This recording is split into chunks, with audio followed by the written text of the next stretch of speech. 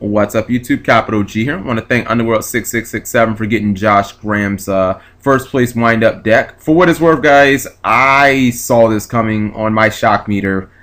I can unfortunately go no higher than a 3. I mean, I told you guys, I think it was yesterday, that wind-ups are the best deck of the format. I don't even really think it's close. Like, I heard people saying, you know, oh, Dino Rabbit and this. I mean, for the most part, if you can just get around heroes, I think you're pretty good. The Dark World matchup isn't hard. Games 2 and 3, you'll just win.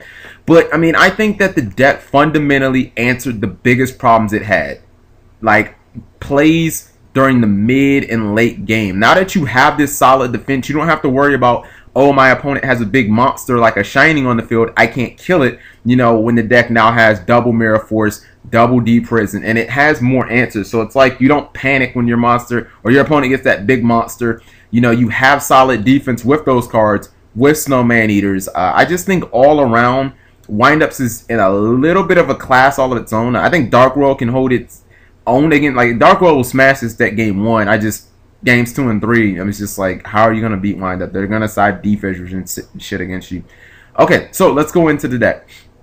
3 copies of Windup Shark, 3 copies of Windup Rabbit, 3 copies of Windup Rat. I can actually call them reverse. 2 copies of Windup Magician, 2 copies of Thunder King Ryo, 2 copies of Snow Man-Eater, 2 copies of Tour Guide from the Underworld, 2 copies of Maxx C, 1 copy of Sangam, 1 copy of Monster Reborn, 1 copy of Heavy Storm, 1 Pot of Avarice, 1 Dark Hole, 2 Pot of Duality, 2 MSTs, 3 copies of Windup Factory, 2 copies of Mirror Force, 2 Torrential Tribute, 2 Bottomless, 2 Deep Prisons, and the Solemn Brigade. Alright, so now you're starting to see Windups run some actual traps. So it's like, you can't just summon a monster against them and think, okay, since they can't exceed over it, I'm safe. Like, the deck is, Mirror Force is a fantastic card in Windups. Deep Prison is as well.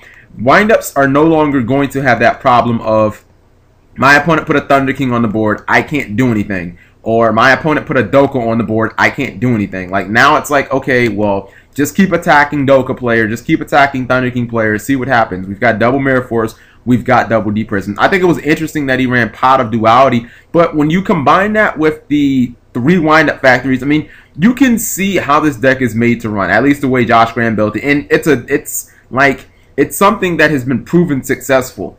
Set up your turn on your first couple, or set up your big play, and then the following turn, just do it. You know what I mean? Like, he has 3 Windup Factory, and he has 2 copies of Duality. So it's not really necessary to play 3 copies of Magician. I mean, chances are he can get to that Magician fairly early. I mean, people forget, if you open with Windup Rabbit, you're probably going to get at least a couple of searches out of Factory. So it's not like he can't get to the Magician Shark play fairly easily. The fact that he was running Snowman was something that I thought the deck was going to do.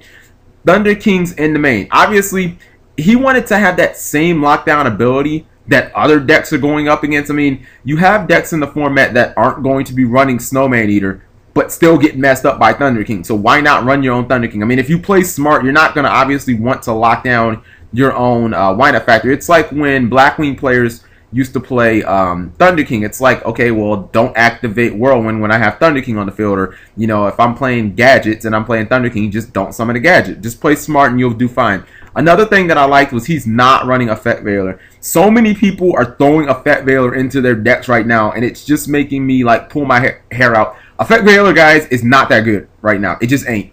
Against Windups, they can still, I mean, like, they have the Windup Factory, so your Effect Veiler might stop them for 1 play, but it's really not going to stop them from much. Like, Maxx C is just better. You look at decks like Dark World and Heroes, it does nothing to those decks. At least Maxx C, you can chain it to a Reborn, you can chain it to a Miracle Fusion or something. Like, it doesn't stop their play, but I'd much rather have my opponent think, I gotta stop because he's going to draw a bunch of billion cards, rather than they activate Reborn and I just lose. I don't know. I'm not high on Effect Veiler right now. Like, I think Maxx C is so much better. The rest of the deck, for the most part, looks pretty standard. I think that this is going to be the way that Windups is constructed. When I look at the 12 traps, I see a deck that it can explode off of 2 cards. It can lock you down, but now you have to fight back row against it, and it's just like, man, Windups are looking really, really scary. So I think that they're a class in their own right now, or they're in a class of their own. I think that when Laval's come out, it might be different because I see Quasar being a serious problem for windups. But right now, definitely the best deck of the format. His build was definitely good.